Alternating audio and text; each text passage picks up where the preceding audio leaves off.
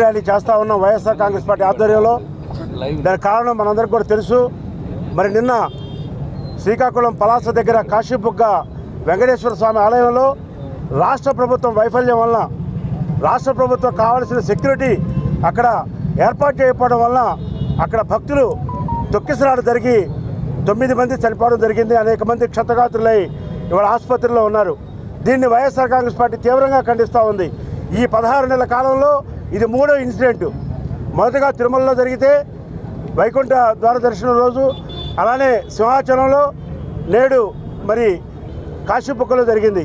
ఇవన్నిటి కూడా కారణాలు పరిశీలిస్తే అన్ని చోట్ల కూడా భద్రతా వైఫల్యాలు, అన్ని చోట్ల కూడా ప్రభుత్వ వైఫల్యాలు, ఇవన్నీ కూడా ప్రభుత్వం చేసిన హత్యలే తప్ప ఇది మరొకటి కాదు అని చెప్పి వైఎస్ఆర్ కాంగ్రెస్ పార్టీ మరి ఇందాక పెద్దలు మరి మాజీ మంత్రివర్యులు వెల్లంపల్లి శ్రీనివాస్ గారు చెప్పినట్టుగా, అలానే మా జిల్లా పార్టీ అధ్యక్షులు దేవినేని అవినాష్ గారు చెప్పినట్టుగా ఈ రాష్ట్ర ప్రభుత్వం మరి జరిగిన మరణాలకి వారిదే బాధ్యతగా తీసుకొని మరి నష్టపరిహారాన్ని కనీసం అంటే ₹1 కోటి డిమాండ్ చేశారు.